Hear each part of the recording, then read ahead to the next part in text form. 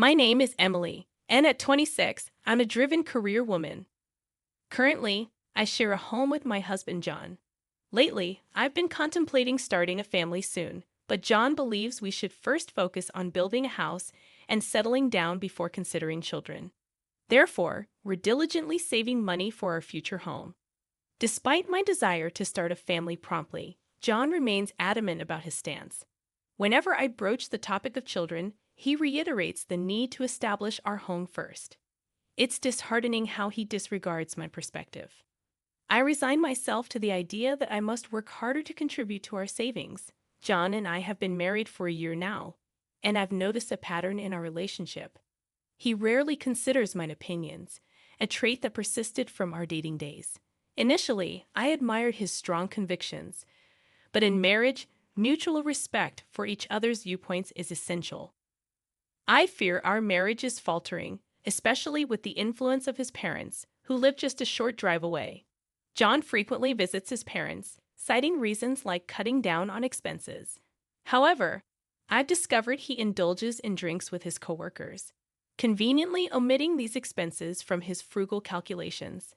It's perplexing how stringent he is with me about saving, yet lenient with himself. His frugality extends to trivial matters like conserving hot water and turning off lights prematurely, directives he imposes solely on me. If only he extended the same standards to himself, perhaps our relationship wouldn't feel so one-sided. I would be seething with anger. However, he seems to believe it's acceptable to impose his ideas on others. Every week, when we visit his parents' house, a new problem surfaces. Hasn't it been a year since you got married? We want some good news soon. Well, we'll be able to see our grandchild, exclaims both my in-laws, putting immense pressure on me. Glancing at John, sitting beside me, I can tell he's glaring disapprovingly. It's evident he wants to say, don't say unnecessary things. While I share the desire for a child, John insists on building our own home first. It's entirely inappropriate for my in-laws to pressure me to have a child in this situation. Rather than advising John, who doesn't listen to my words at all regarding having children, my in-laws persist in pressuring me. Despite wanting to speak up, I'm silenced by their constant pressure for a grandchild. After the meal, John announces, I'm going out for a smoke. You know, Emily, it seems like you're working, but if you want to be a housewife, you should quit your job and work hard to be a good wife. Maybe that's why John isn't paying attention to you. It feels as though I'm being told I can't have children because I'm working. Despite my strong desire for children, John is the one not thinking about having them anytime soon.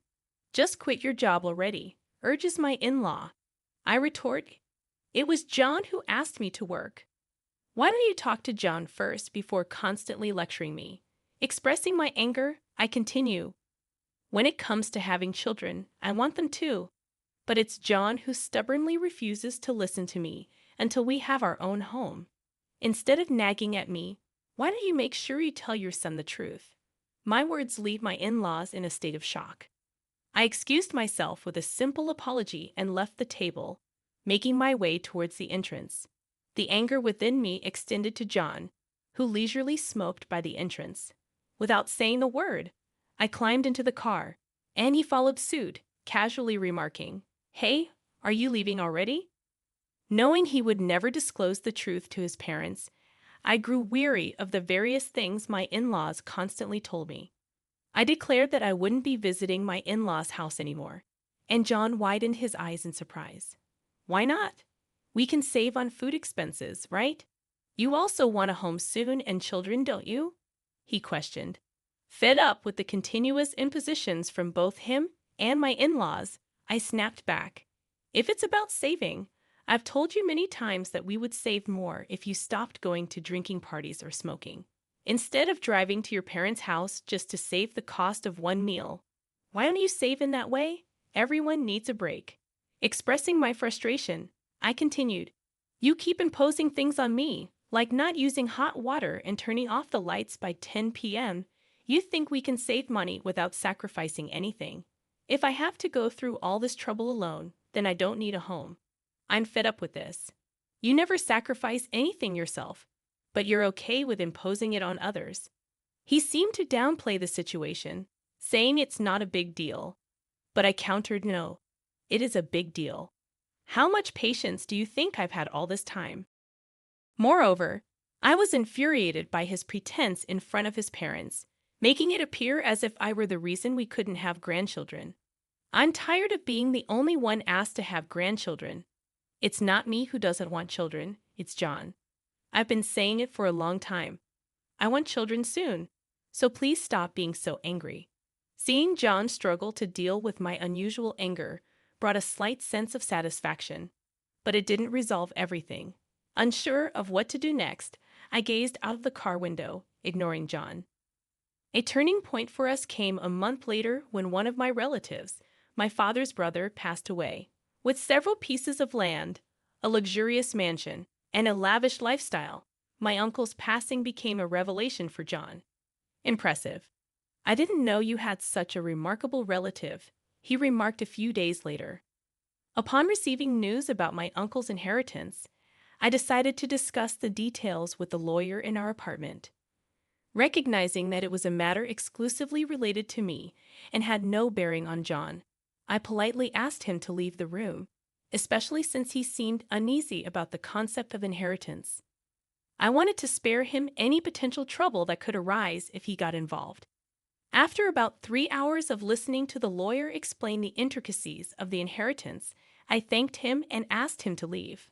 However, to my surprise, John, who had been at home earlier, was nowhere to be found.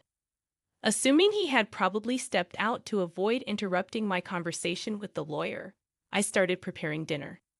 Little did I know, 3 months later, John approached me, expressing, "There's something I want to show you," and took me for a drive. Excitement welled up as we entered a residential area, but my confusion grew when the car parked in front of a certain house. John then pressed the intercom, and my in-laws emerged from inside. However, it was evident that this house was not their home. "You finally made it. When are you and Emily moving over here?" "We're thinking of moving in by the end of this month," announced my father-in-law. He continued blaming me for being a selfish daughter-in-law and accused me of always shifting the responsibility for having children onto John. I shot a disapproving glare at John, bewildered as to why he brought me here when I had clearly stated I wouldn't visit my in-laws anymore. Searching for an explanation, I questioned him, and he simply shrugged, stating, "Don't get so angry. If we live together, we can bridge the gap between you and my mom. Besides, this will be our new home from now on, so you should cooperate on the children issue as well. Live together." His revelation left me in disbelief. I hadn't agreed to living with them, especially after explicitly stating that I wouldn't go to my in-laws' house anymore. The situation was further complicated by the nature of the house. As John disclosed, it's a two-family house. My plan was always for us to live with my parents eventually. "So, what's the problem with living in a two-family house now?" he asked. The question lingered in the air as I mulled over the situation. Living in a two-family house seemed to be a significant issue, especially when considering our savings. According to our financial situation, building such a splendid new house was seemingly impossible. I couldn't fathom how John managed it. "My dad and I chipped in the money, so our savings are empty, but it's fine, right?" John casually mentioned. His nonchalant attitude perplexed me. He continued, "I heard your uncle's inheritance was worth $690,000.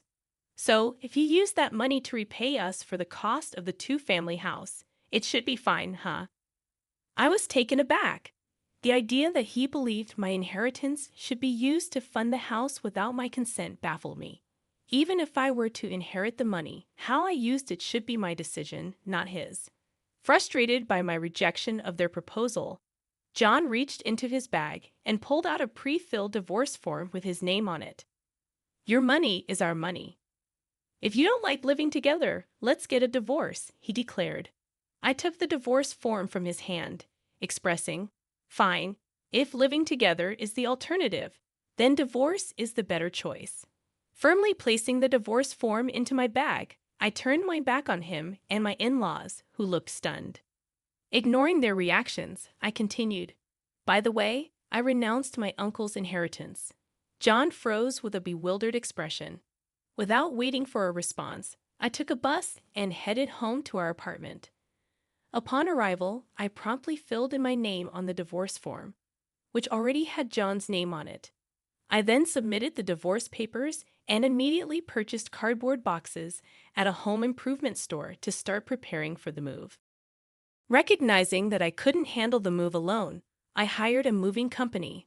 Fortunately, it turned out that not many moves were happening during this season, allowing for a quick relocation. As I packed for the move, a commotion outside the front door indicated John's return. I had the chain lock on, and I addressed him. Sorry, I had the chain lock on. I don't know what you might do when you're so angry. Besides, I need to finish packing for the move. Could you stay at your parents' house for a few days? I won't accept a divorce, John declared, widening my eyes in surprise.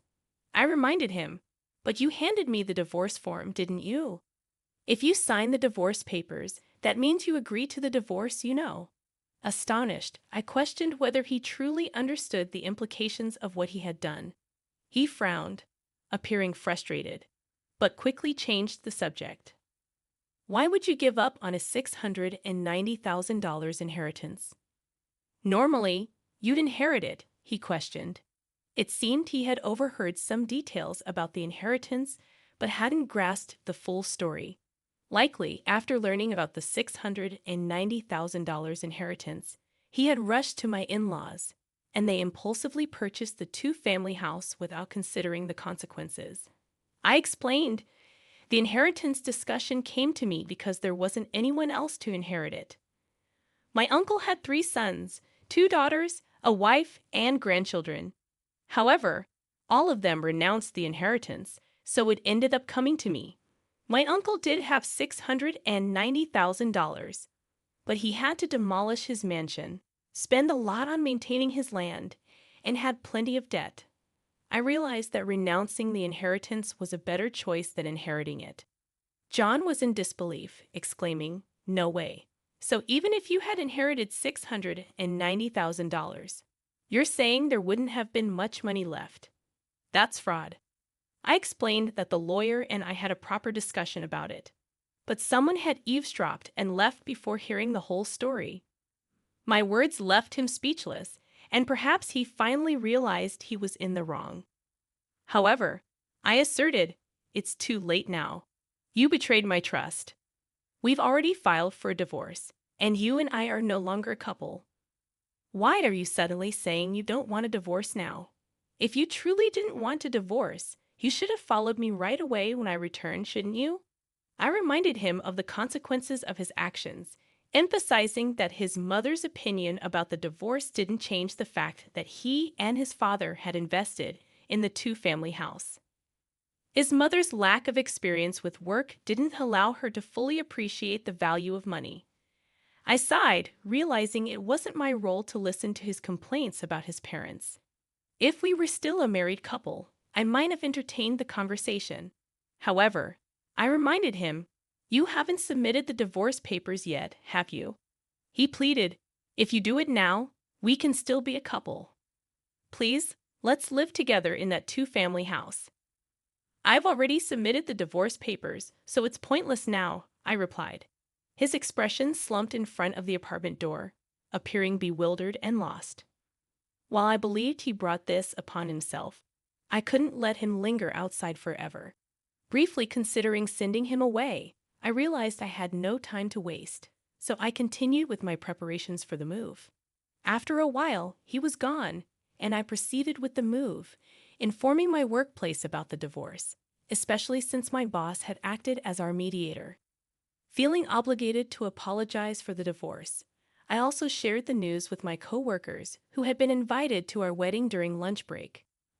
Unexpectedly, he burst into my department in front of my coworkers, claiming, "It's absurd that you're talking about the divorce. I wish you hadn't mentioned it." He disclosed the situation in his department, assuming I had inherited an estate and suggested buying a two-family house. When faced with the choice between divorce or living together, I chose divorce. Consequently, he found himself being avoided by everyone. I even received sympathy from colleagues. Eventually, he quit his job. During this time, a male colleague confessed to me, saying, "I've actually liked you for a long time.